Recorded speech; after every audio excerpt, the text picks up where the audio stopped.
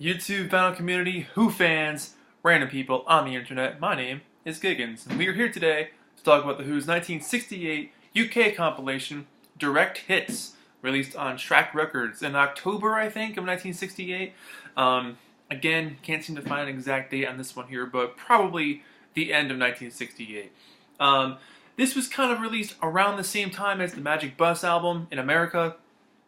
Similar concept. So, collecting B-sides, singles, some kind of one-off tracks here and there that weren't really like on any other albums or hard to find at that point, then making an album out of it. So, for a Who fan in 1968, this would have been pretty sweet to have come out, especially if you had bought the Magic Bus album and wanted more.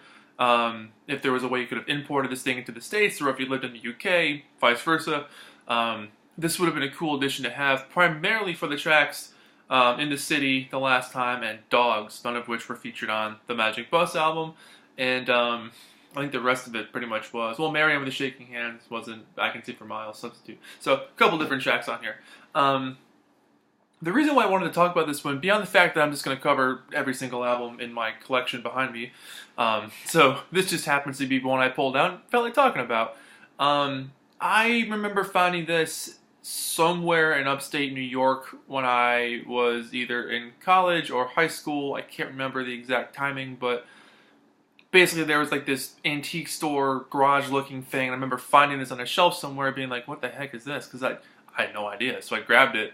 And then I remember playing it when I got back to my house, and I remember listening to it and thinking, this sounds like crap. Like the music sounds muddy and messed up and weird. Like there's no clicks or pops or record hum or anything like that like you'd get from an old record. The in between tracks was very clean.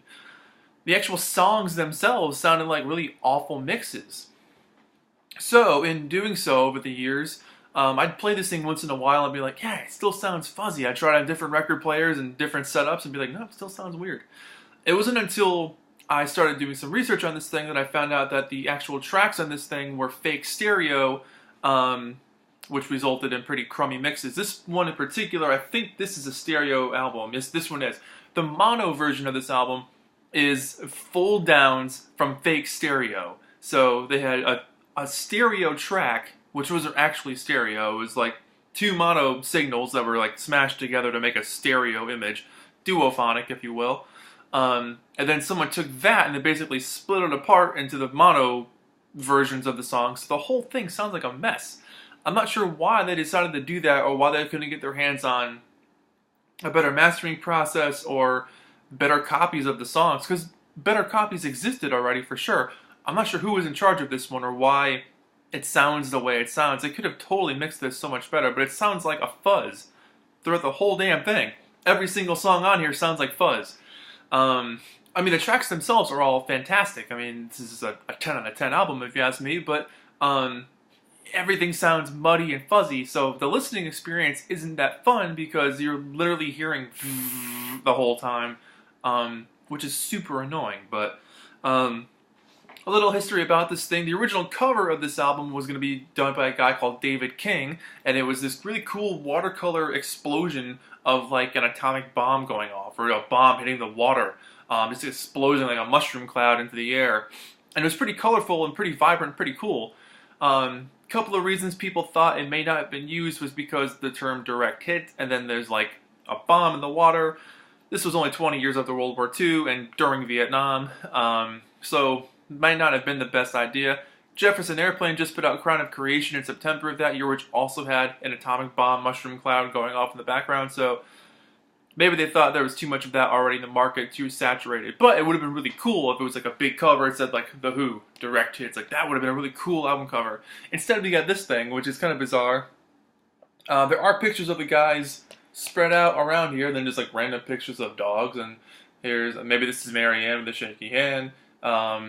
There's, I guess that would have been disguised as if that was on this album. But yeah, so I'm not really understanding the album cover too much. I think they just kind of slapped something together. But this was actually put out by The Who. I mean, this was put out at the end of '68 as kind of a stopgap in between Who Sell Out and Tommy, just to fill up the market probably for a Christmas market, so something would sell for the holiday season. I'm not sure where this charted, if it did at all. Can't seem to find that information anywhere, but it exists anyway. It's never had an official CD release besides a really limited Japanese run sometime in the 90s or early 2000s, I think. But it has been reissued on vinyl several times, most recently by Classic Records around 2006, 7, or 8, around that point.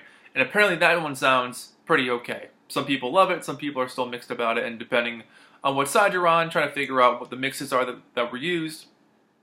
And kind of some back and forth, if you will, on that one. But overall, I mean, this thing shares some similarities with Magic Bus. 4 songs in particular: Call Me Lightning, Pictures of Lily, Doctor Doctor, and Bucket Tea are both on this and the Magic Bus album. It's pretty cool that In the City is on here, because that's the B-side of I'm a Boy, and that's a pretty rare song to find beyond seeing it on that B-side, which is also where the Jam got their name of their debut album, In the City, so pretty cool. It's nice having this collection though, and then also having the Magic Bus album, but I feel like if they had cut the 4 songs off here and kind of grabbed everything from Magic Bus and then added 4 other songs to throw on here, I made it like a double set of like their early stuff, which I kind of went over in the Magic Bus video. That's probably going to pop up in the side somewhere. You know, songs like Circles or Instant Party, even Under My Thumb, the other track on here from the Stones that they could have done. Whiskey Man, I've Been Away. There's several other B-sides, Waltz for a Pig.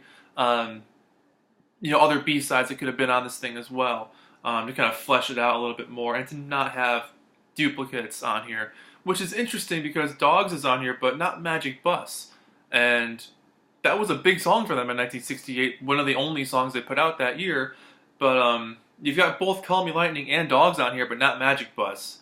So that's interesting. Also, starting the album with Bucket Tea is a very awkward beginning. I would have resequenced this entire thing. Very weird choice of a song to start off. But I like Bucket Tea. I think it's fun, but kind of a bizarre opener. I would have opened with Substitute. I mean, they closed side 1 with Substitute, but open with that, or open with Pictures of Lily, or hell, I mean, even starting the album with Happy Jack instead of having it on side 2. Any of that would have worked. But yeah, tracks on here include Bucket Tea, I'm a Boy, Pictures of Lily, Doctor Doctor, I Can See for Miles, and Substitute, all on side 1. Side 2, Happy Jack, The Last Time, which is a song they did for the Stones, which the first time they got busted. They went to the studio that day, did Under My Thumb and The Last Time, then Rush released it the next day as like a protest to spread word about the Rolling Stones and keep their music in the public eye, as they put it. In the City, Call Me Lightning, Marianne with a Shaky Hand, and Dogs, which was previously unavailable in the States for a very long time, beyond the single. But yeah, so really not too much to say about this thing. It's kind of just a little quick video. I just want to chat about this thing because that's kind of a curio in their collection for sure. But here's the old Track Records label, which I always thought was pretty darn cool. Neat little logo there. And let me show you side 2. One thing they do mess up on here, In the City, because it's both a Keith Moon, John Entwistle song, they spell Entwistle's last name wrong. They throw an H in there. And Whistle. Which, as we all know, there's no H in that. So, this is the original UK bag, that's cool.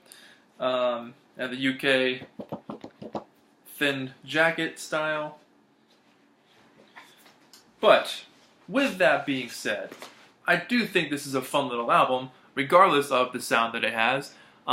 Track listing wise, can't go wrong with the songs on here. There's some great stuff, and it's also got some harder to find things, like I said, like In the City, Dogs, Call Me Lightning, Doctor Doctor, that's kind of a harder song to find, and their cover of The Last Time. So, kind of a bizarre little collection, but I still think kind of cool nonetheless. So, just for the songs themselves, 10 out of 10, no problem. But the production of this thing, the track listing or sequencing is kind of bizarre. Seems a little haphazard. And the mastering of this thing is just pathetic. I'm not sure who was in charge of that. They could have done a much better job. And because this thing was deleted pretty soon after it came out. I think it was available into the early 70s, and then basically once Meaty Beaty Big and Bouncy came out, kind of took away a lot of this stuff. That was it. So, and then eventually you got Who's Missing and Two's Missing and all that kind of stuff, but which collected a few more of these tracks. But that's it. Not much else to say besides, do you guys have this thing? What do you think of it? And you know, what do you think of the sound on it? If you've got a copy and you listen to it, what does the sound do for you? So that's it. My name is Giggens. This has been a quick one. See what I did there? With The Who, direct hits, 10 out of 10. Or 9.9 out of 10 because the mastering is so crap on it. The amount of fuzz is just unreal. So, yeah, that's it. My name is Giggens. This has been The Who Direct Hits, 9.9 out of 10. Thank you so much for watching, and I'll see you guys in the next video. Bye-bye.